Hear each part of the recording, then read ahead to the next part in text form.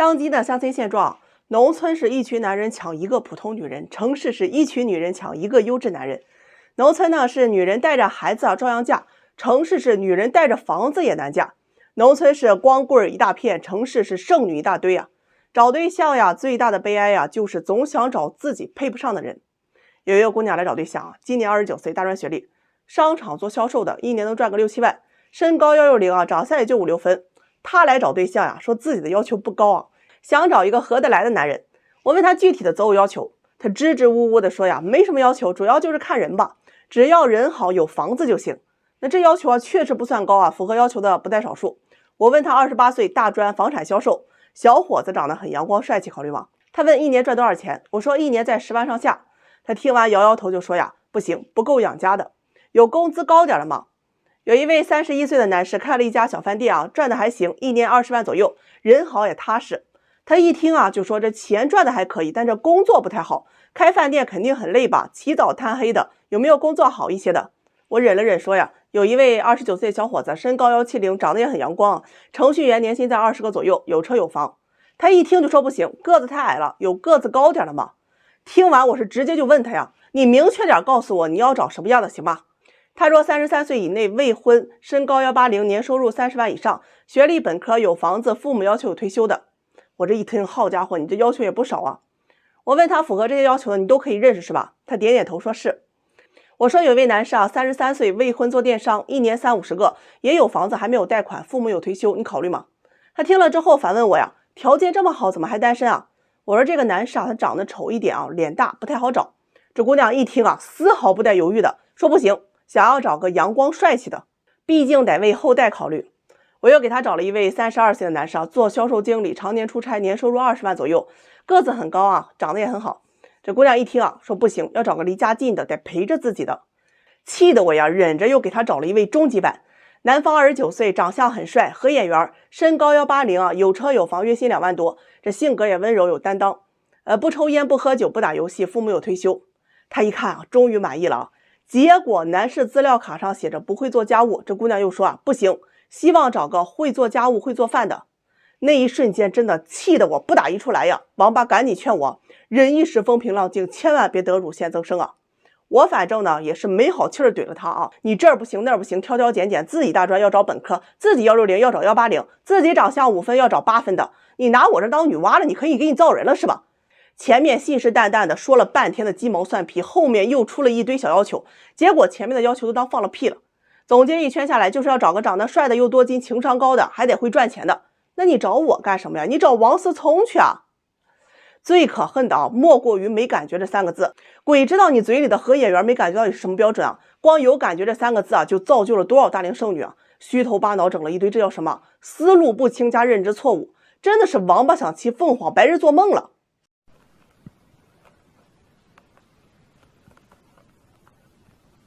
哎呀，相亲市场上有些姑奶奶，你真的能让我们给气死啊！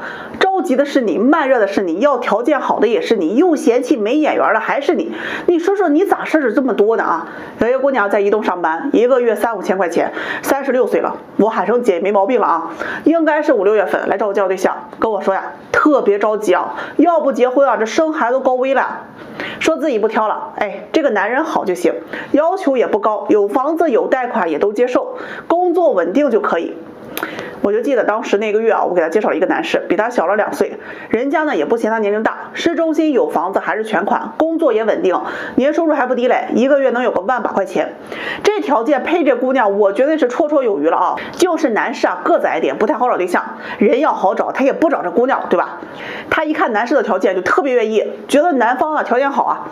介绍没2天，两人就见了个面，男方为表示诚意，还请他去了一家高档的西餐厅啊，花了不少钱。哎呀，这回去之后啊，这2人给我的反馈都挺好，觉得可以发展看看。这平常2人上班都比较忙，就微信联系，只有周末能约出来见个面。就这么认识了2个多月，男方表白了啊，哎呀，没成想他给拒绝了呀，理由是自己是慢热型的啊，要了解看看。哎呀，人男方等不及了，觉得这2人啊都是要奔4的人了，哪有时间去追你，还要了解看看，直接就不联系这姑娘了。他就有些气急败坏来找我说这个男士啊没耐心靠不住。哎呀，咱这心里窝着火呢啊，着急的是你，慢热的也是你，你到底是咋想的？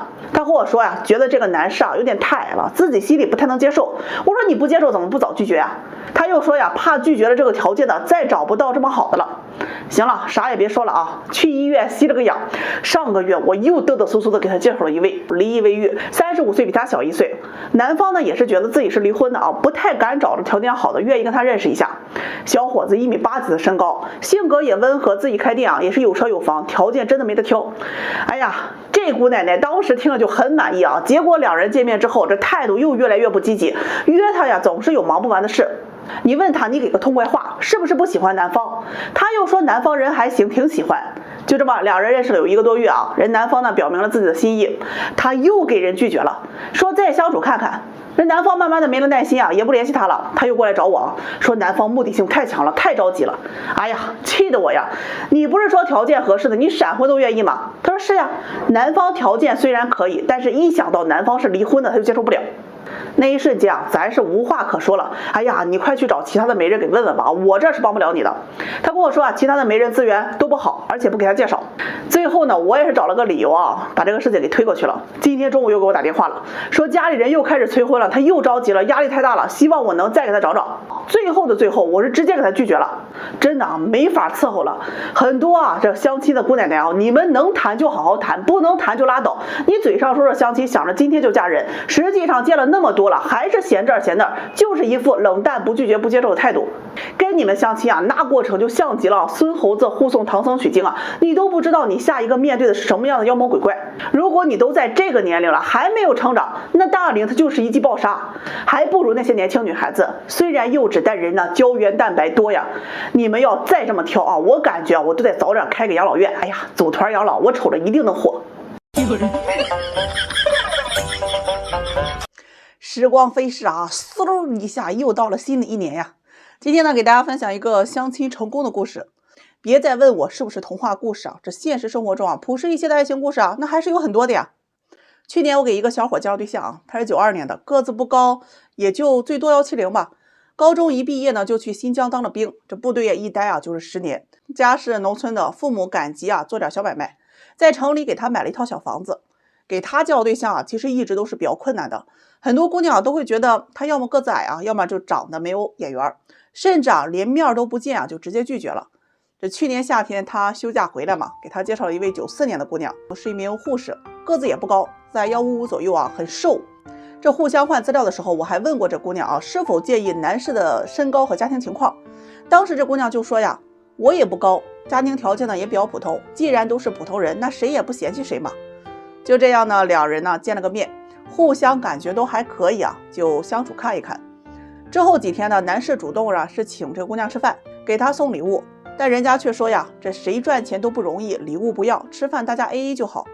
不是不想欠别人情分，而是觉得既然想要在一起啊，他就不想让对方啊吃亏。2人相处呢也很简单，饭后经常去公园里踏踏马路，聊聊人生理想以及对未来的规划。走累了呢，就去路边的石凳上坐着聊。这聊着聊着呀，就是一下午。通过几天的接触男士就觉得这个姑娘呀很懂事，很明事理。这姑娘也觉得这个男士性格稳重，做事周全。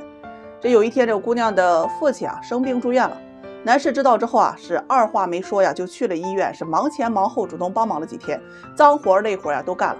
姑娘和她父亲呢是看在眼里疼在心里，也是很感激。时间很快到了回部队那天，姑娘亲自去送这个男士，2人没车呢，就一起去坐公交去车站。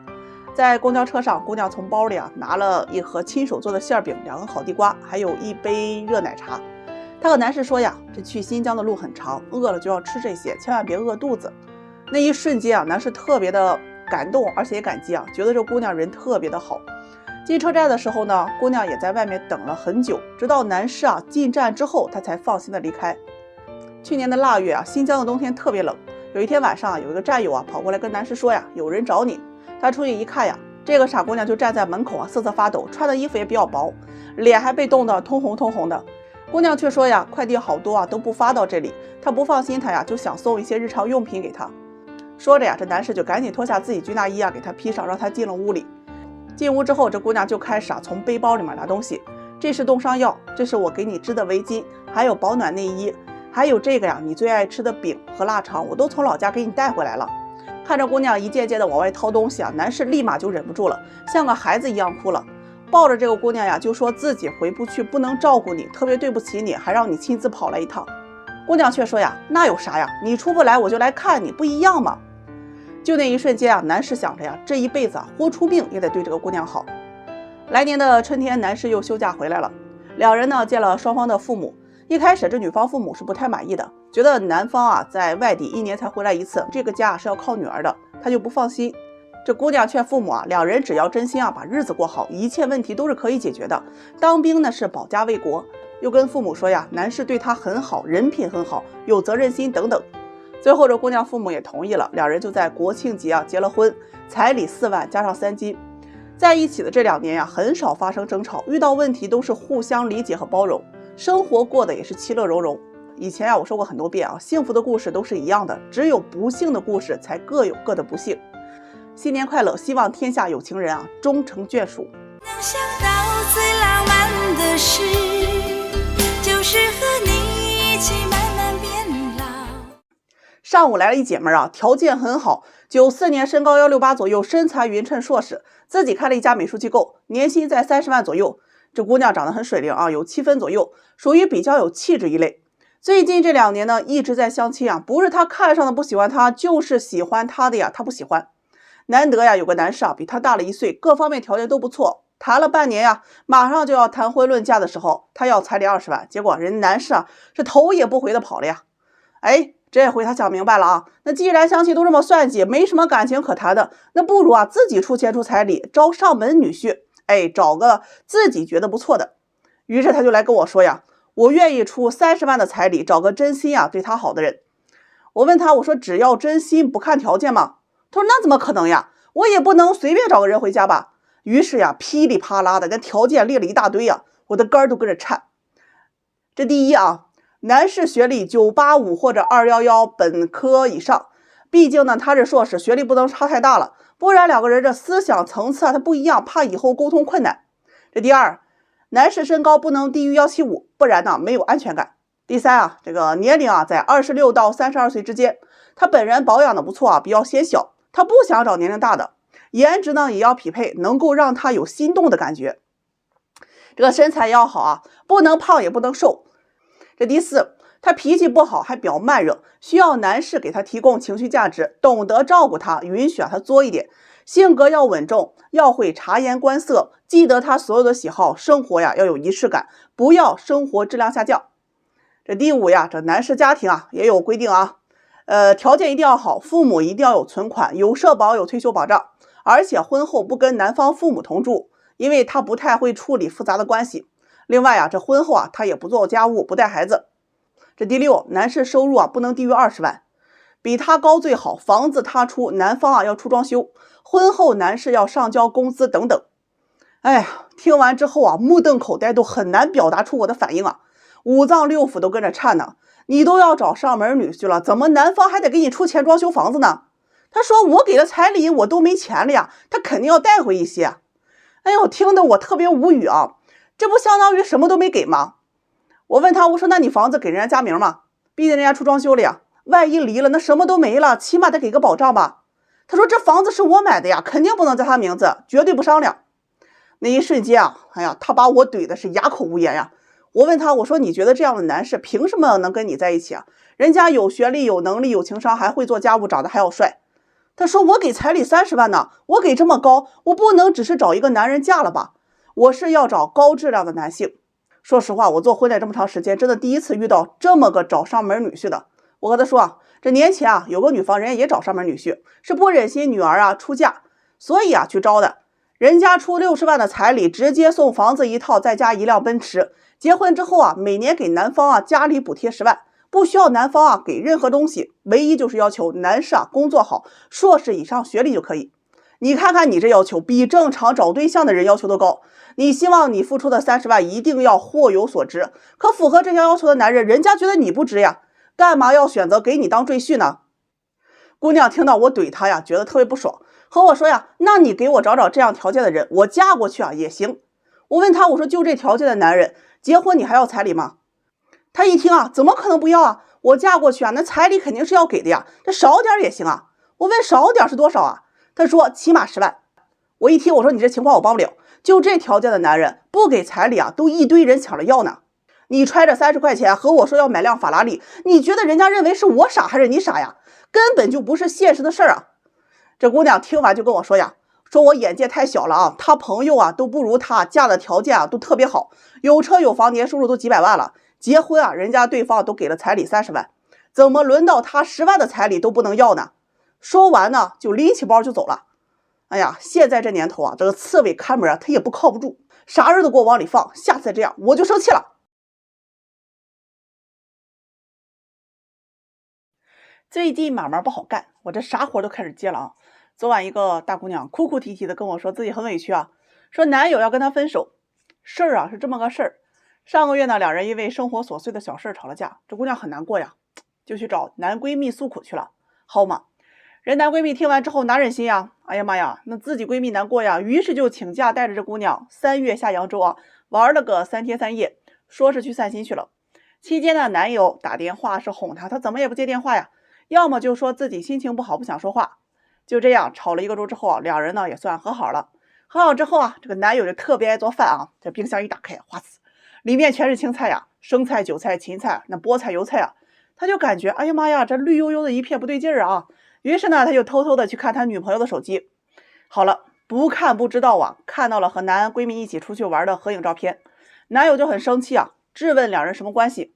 女友说啊，他是我的男闺蜜而已，因为心情不好呀，才去陪他出去散心了。那两人什么事都没有发生。男友听了是怎么也不相信啊，说两人出去过了3天3夜，你让我怎么相信呢？女友呢也很委屈的说啊，两人只是为了省房费啊，才订了1个标准间，2张床，各睡各的。于是这男友就特别生气的提出了分手，已经连续半个月啊都没联系这姑娘了。好了，人家姑娘今儿来找我了，天降大任于我也，让我帮她给男友解释清楚。哎呀妈呀，这活你找我，那你不是挨喷吗？我都不相信你男闺蜜啊，为了省钱开1间房。姑娘，你要是说酒店生意爆满啊，就这1间房了，我都能信你。咱呢也别解释里面有几张床了，少儿不宜啊，我就不多讲了。这姑娘呀说我误会她了，两人真的是纯友谊啊，是那种同床无感多年的知心好友。哎，我是真的不好意思打击她，你觉得你说这话有说服力吗？干嘛要去模糊男闺蜜的关系？男性朋友就是男性朋友，哪怕关系再好，都不会有任何的亲密称呼。男闺蜜是针对特定的人，很容易引发联想的。懂得瓜田李下的道理，这才是成熟之人该有的界限感。这姑娘一听着急跟我说呀，男闺蜜是有女朋友的人，让我相信他。哎呀，这关系给我整得复杂了啊！我都替你男闺蜜的女友叫屈啊！这姑娘到现在都没有整明白她男朋友分手的点到底在哪里。我是否相信男闺蜜这种模棱两可的男女关系呢？根本就不重要，理清界限感才是处理男女关系的核心要素，懂了吗？分手的点在于你们之间没有界限感。至于信不信这关系呢，就要看你男朋友了。不要总是用暧昧去证明你们之间的纯洁，就好比一男一女，你为了证明纯洁，互相脱光衣服，看着对方当做考验，这本质上还是把寻求刺激当做个性，并且误以为自己在追求神性。关系好不代表非要用男闺蜜这种称呼才能证明吧？如果还是执迷不悟，我只能说你真的很幼稚。这姑娘听完就开始怼我呀，说他们的关系很纯洁啊，说我在造谣生事。我也是无语了啊。总有一部分人在反对男闺蜜的言论中求认同，不认同就用不尊重偷换概念。你本来就已经获得了超越男女关系的精神享受，还要通过道德绑架要求别人去接受这种关系吗？幼稚。当然呢，女闺蜜也是同理啊，我呢也不信。所以呢，我也是很好奇啊，大家认为这男闺蜜这种关系存在吗？最后再给大家上一个教育片，当然这个教育片的寓意是啥，你们自己品啊。真的，我现在脑子嗡嗡的我就很搞不明白那些说被男人追到手越快越不容易被珍惜的女孩子们，我是连带池子里的王八刺猬一起佩服你佩服的五体投地。有一个姑娘找我做情感咨询96年普通本科在私企做文员，2月份相亲认识了一位男士93年的硕士，做管理，有车有房，年收入几十个，不低吧？两人刚见面男士对她很是喜欢，这姑娘呢也挺满意。于是这个男士就开始追求这个女孩子，请她吃饭，陪她逛街，送礼物，车接车送，随叫随到。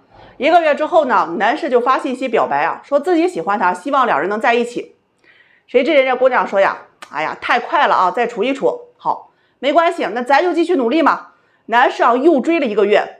昨晚呀，开着车，拿着鲜花呢，信心满满的去表白了，希望这个姑娘能做他女朋友，会好好爱她，照顾她。结果被这姑娘呢是当场拒绝啊！我们认识才2个月呀，起码得追半年吧。男士就问她呀，你喜不喜欢我？姑娘说呀，感觉还行。接着男士就说呀，我没有太多的时间去追你，你愿不愿意跟我在一起？好，姑娘一听啊，你看你这态度啊，连追我都没有耐心，怎么可能会对我好？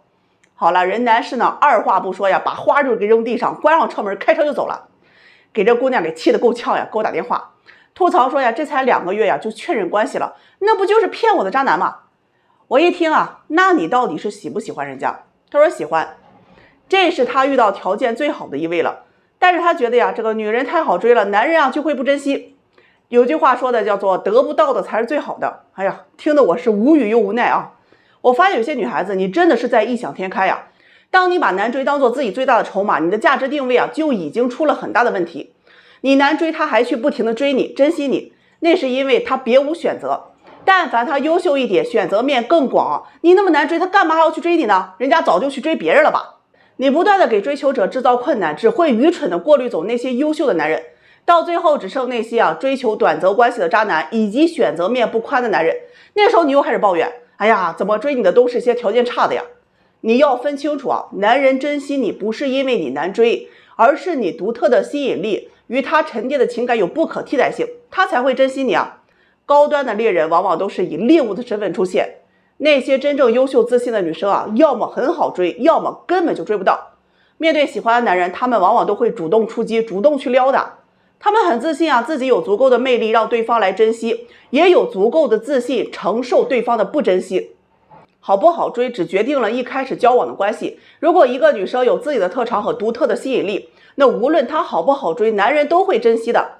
而一个女人呢，如果缺乏了这方面的硬实力，即便她一开始通过不好追这种方法获得了超越自身的吸引力，那这种吸引力也会在正式交往之后开始迅速减退，蜕变为平凡人。所以啊，奉劝那些哎呀整天听毒鸡汤的姑娘们，多听听我讲的大白话，喜欢就主动一点，被动到最后都成了斗战胜佛了，是剩下的剩。